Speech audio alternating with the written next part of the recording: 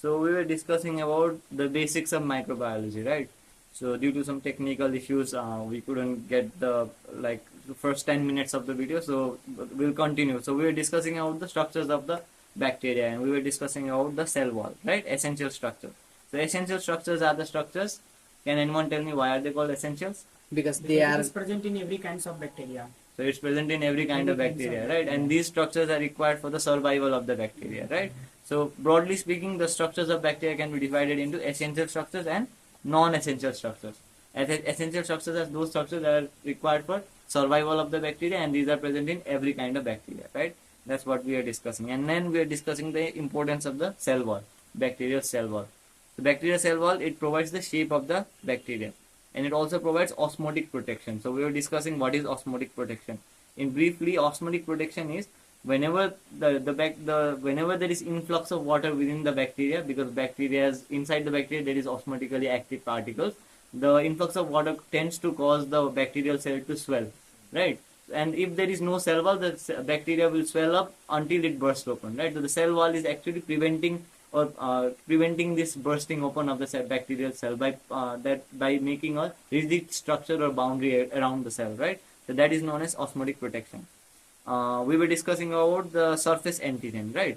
So I was discussing how we can take the bacterial sample, and onto the bacterial sample we can put pre-made antibodies and look for antigen antibody reaction, right? So if there is antigen that is present in the bacterial cell wall, it reacts with the antibody that we give, and then the reaction happens, then we can confirm that the particular disease such as a pneumonia is caused by a particular bacteria, right? Yeah. That is one of the ways of microbiological testing, right? So that is another importance of bacterial cell wall.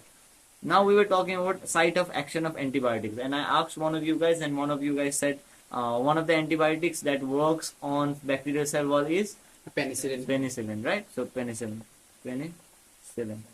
So we were discussing about penicillin. So what was the structure of cell wall, function of cell wall? Can anyone tell me that is related to penicillin? About the osmotic thing, right? Yeah. So we know that, as I discussed earlier, the cell wall helps to prevent the bursting open of the bacteria, right? This is Yeah. known as osmotic protection. What is it called? Osmotic protection. Protection, right? It is known as osmotic protection. So whenever if you want to kill a bacteria by antibiotic, one of the simplest way to kill a bacteria with an antibiotic is just destroy its cell wall, right? So can anyone tell me what happens if you destroy the cell wall of the bacteria? The cell will burst from osmotically, the water will enter inside the cell, and then It will swell up, and turgidity then inside the cell increases, and it it will just unnecessarily burst burst. open, right? So basically, we know that bacteria require the cell wall for osmotic protection. So what antibiotics like penicillin does is, so if you want to go into a little bit more detail, the structure of cell wall is made out of something called peptidoglycan, right? Okay. Peptidoglycan. I suck at spellings. Okay. So this peptidoglycan, if you look at the cell wall, okay, zoom in, and this is your cell wall of the bacteria, right? If you zoom in molecularly at the molecular level, what you will see is this cell wall is made out of layers of this thing called peptidoglycan. Okay, this is peptidoglycan. Alright.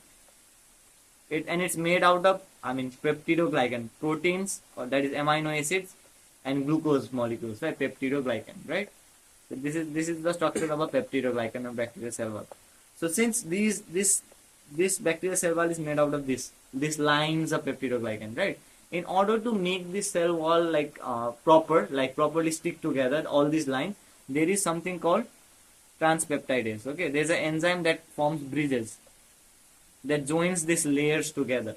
Okay, because if you don't join these layers together, the layers will just separate and the cell wall will just open up, right? So first of all, there are layers, and then there is an enzyme called what? Peptidase. Transmit side, joining two things together. And peptidase means it joins the two peptides together. So this peptide and this peptide, this enzyme is making a join for a connection, right? So this is the actual structure of the cell wall, right? I will show the structure in the book in a second, right? So this is the basic structure. Okay. So the enzyme that is responsible for making this is known as cross-links. Cross-links. It shows, right? We are linking the two layers, right?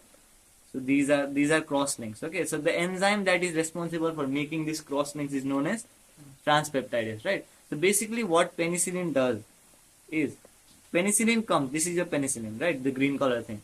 It comes and it inhibits or binds with this transpeptidase enzyme. Whenever this transpeptidase enzyme is inhibited, will there be cross links? The cross linking will not happen because the enzyme is not there, right? Whenever this cross linking is not there, what happens to these connections? These connections will also break down, Okay. right? When the connection is break down, as a whole, if all the connections break down, then the cell wall also breaks down. Okay. So when there is no cell wall in the bacteria, what is happening? Osmotic Then burst. osmotic water comes in and the cell swells open. And then at one time it bursts open because there's so much water inside the cell, right? And then the bacteria dies. So do you understand how cell wall is important for the mechanism action of antibiotics like penicillin, right? Yes. That is the mechanism action of penicillin. So one of the other important thing that cell wall is useful for is it is the site of actions of antibiotics such as penicillin, right? Now I explained all of it, right? Shape of the bacteria, osmotic protection, surface antigen for diagnosis of certain bacterial diseases, and the site of action of antibiotics. But one thing that I have not discussed so far is in gram-negative organisms, the cell wall has endotoxin. Okay, so in order to understand it, I'll have to explain what is gram-positive and what is gram-negative. Okay, so whenever if you broadly classify all the bacteria in the world, you can divide them into two types. One is gram positive, and the other one is gram Negative. negative, right? So gram negative, right? So what do you actually mean by gram positive and gram negative? Okay, the difference between gram positive and gram negative is actually based on the structure of the cell wall. Okay, so basically speaking, gram positive organisms or bacteria have a very thick cell wall. What do they have? Thick cell wall.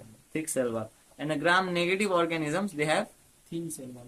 relatively thin cell wall, right? That's good. They have relatively thin cell wall, right?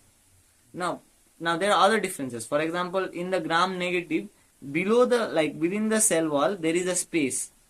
Like, see, this is your cell membrane, right? This thing, the last layer, and above the cell membrane is the cell wall. Does that make sense? Yes. Yes. Cell membrane, above the cell membrane there is cell wall. But here, this is your cell membrane again, this thing, right? And between the cell membrane and the cell wall, this is your cell wall, right? Between the cell membrane and the cell wall, there is a space. Is there a space? Yes. Is there Does this space exist here in the gram positive? No, right? No. It is only present in gram negative, right? bacteria. So this space is known as periplasmic space. What is it called? Periplasmic space. Space, right? So we'll see what is the importance of this space later on. Okay, so this periplasmic space is only present in gram negative. And one more thing that is interesting about gram negative that is not present in gram positive bacteria is, in the gram negative bacteria there are some structures like this. Okay, this is just a graphical representation. These structures are called lipopolysaccharides.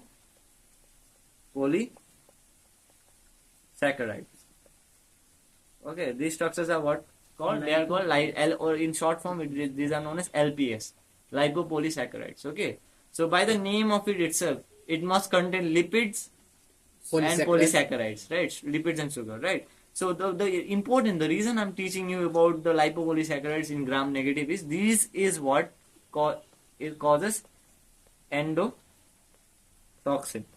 This is the endotoxin. So lipopolysaccharides is present in the cell wall of gram negative bacteria, right? And this lipopolysaccharide is called endotoxin. Okay. Now if there is endotoxin, there should also be exotoxin, right? I mean, if there's endo, then there should be exo, right? So why is it called endotoxin? There are two types of toxins, okay? One is endotoxin, which is present in gram positive or gram negative? Gram negative bacteria. And there's other one is exotoxin. Okay, now I'll tell you why are they, everything is in the names, okay? It's called endotoxin and exotoxin. Endo means within itself. So this toxin, endotoxin, is the part of the structure of the bacteria itself, isn't it? Yes. So all the gram negative organisms have endotoxins. Why? Because endotoxin is the part of the cell wall itself. All the gram-negative bacteria have this cell wall, and all of them have lipopolysaccharides. So all the gram-negative. So this toxin is within the structure itself. That is why it is called Endotoxin. within. Right? As opposed to this, exotoxin is a toxin that should be made by the bacteria, and it should be synthesized, like released by the bacteria. Right? So it's not the permanent structure of the bacteria. The bacteria only releases it when it has to. Right? So this is known as exotoxin. So another difference is, since endotoxin is a part of the structure of the bacteria itself, then all the bacteria must have it. All the gram-negative bacteria should have endotoxin. It's recording, yeah. All the gram-negative bacteria should have endotoxin, right? जोड़ते ना Oh, so all the gram-negative bacteria should have endotoxin, right? But exotoxin, since only few bacteria release like exotoxin, right? So all gram-negative bacteria should have endotoxin because it's a part of the structure itself. And exotoxin, not all bacteria have it. Alright, because these are only produced from the bacteria. So only some bacteria produce exotoxin. But endotoxin, all gram-negative bacteria can produce endotoxin. Does that make sense? Yes. Okay. So why is it important? Can gram-negative bacteria produce exotoxin? Yeah, gram-negative bacteria can also produce exotoxin. Both gram-positive and gram-negative can produce exotoxin. But endotoxin is only present in gram-negative, bacteria. right? And then not all bacteria produce exotoxin. Only few bacteria produce exotoxin. Now, basically, those are bacteria that are pathogenic, like some bacteria produce exotoxin, right? Does that make sense? Yes, Right. it makes So presence of cell wall is also important because cell wall is also contains some bacteria also contain, particularly gram-negative bacteria also contain endotoxin, which is nothing but basically a structure in the cell wall called lipopolysaccharides. Does that make sense? Okay, we'll come into we'll look at the importance of endotoxin in a second. We'll study the pathogenesis as well, right? So in a nutshell, these are the basic importance of cell wall. So it provides safe osmotic protection. Some gram-negatives have endotoxin. It acts as surface antigen, which is used for diagnosis of diseases, and it is the site of action of antibiotics such as penicillin. Is that clear? I explained each and every point clearly, right? Now, so as I said, so we're discussing our cell wall. So cell wall, there are of two types then, as I mentioned above, right? Like gram-negative and gram-positive cell wall and gram-negative cell wall, right? So what was the difference between gram-positive and gram-negative cell wall? First difference is gram-positive cell wall is thick. Gram-negative cell wall is relatively thin, right? And then what are the differences then? You guys tell me. I told you. What are the structures present in one that is not present in the other? Endotoxin. Endotoxin is only present in the Yeah, right. So gram-negative endotoxin is only present in the gram-negative bacteria. Endotoxin is not present in gram-positive. So endotoxin, another name of endotoxin is lipopolysaccharide. So lipopolysaccharide present in gram-negative, lipopolysaccharide is not present in gram-positive. And another thing is this periplasmic space. Is it present in the gram-positive one? bacteria. No, right? So periplasmic space is present in gram-negative bacteria cell wall, but in gram-positive there is no periplasmic space. So these are the basic differences. So the gram-positive one is thick, but it does not contain lipopolysaccharide or the periplasmic space. And the gram-negative one is thin, but it contains lipopolysaccharides and a periplasmic space. Is it clear? Yes, it Right. is clear. And every structure is important. I'll get into the importance of what is the importance of periplasmic space, all of it in a second. Okay. So let's see. So gram-negative bacterial cell wall, it contains peptidoglycan. Both of them contain peptidoglycan. This thing is peptidoglycan. Both of them contain the same thing, right? But additional to peptidoglycan, it has a periplasmic space, right? And it also has lipopolysaccharides. So does that make sense? Yes. Right. But gram-positive bacteria, it has also peptidoglycan. That is this thing, right? Both of them have. This is peptidoglycan. But one more thing that it has that gram-negative does not have is something called a teichoic acid, right? So teichoic acid is basically nothing but, it's not that important. What is it? What does it do? Teichoic acid are basically these anchor-like structures. These yellow things, these are basically teichoic acid. Okay. So they do two things. First thing that they do is they help to see this is your cell membrane and this is your cell wall, right? There should be a glue between the cell membrane and the cell wall, right? Of course. Right? So basically this teichoic acid is basically that glue. These are like nails or screws that help to anchor the cell wall of the gram positive bacteria to the cell membrane. So they pass through it like this. So they help to do what? They help to stick the the thick cell wall of gram positive bacteria to the cell membrane. That's all they do, right? So this teichoic acid is present in gram positive, but are they present in the gram negative? No, right? So can you, if they ask you, this is a very, very important and basic concept, okay? The difference between gram positive and gram negative cell wall. Can you say that? So can one of you say what is the difference? Some of you say. So what are the structures that are present in gram positive cell wall? Peptidoglycan, and then Teichoic acid. this Teichoic teichoic acid. acid, right? What's the function of teichoic acid?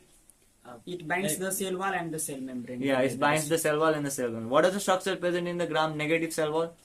Periplasm, Periplasmic space, periplasmic space, yeah, endotoxin, endotoxin, that is lipopolysaccharide. lipopolysaccharide. And then obviously peptidoglycan, that is present in both of the structures, right? Does this make sense? Good, right? So keeping all these things in mind, I came up with this whole Better Notes channel, YouTube channel. So apart from this YouTube channel which you are watching right now, I also have tuition. So I also give tuition. So if you're interested in tuitions, you can contact me. I also have a Telegram group where like almost 200 plus students from different medical colleges are already added in a couple of my Telegram groups where they can ask me questions, or you can ask questions. I will try to help you guys in this Telegram group, or your friends might even help you. So it's like we have Telegram groups to discuss questions and like things you're struggling with in general. So make sure you join the Telegram group. And I have notes as well, the notes that I personally use for my own exam preparation, which a lot of my juniors absolutely love. Okay, thankfully they like it, right? So if you want these notes, and apart from the notes, I also have clinical videos. This is upcoming, right? So hopefully I'm also planning with my friends to make some clinical videos within the hospital itself, so that you guys can have a little bit more help on the clinical side of things as well. So if you are interested in any of these, the tuitions, the notes, the Telegram groups, all of this, the link to all of it can be found in the comment section, right? So the first comment in the comment section, you can find the links to all of it. So make sure you check out the comment section.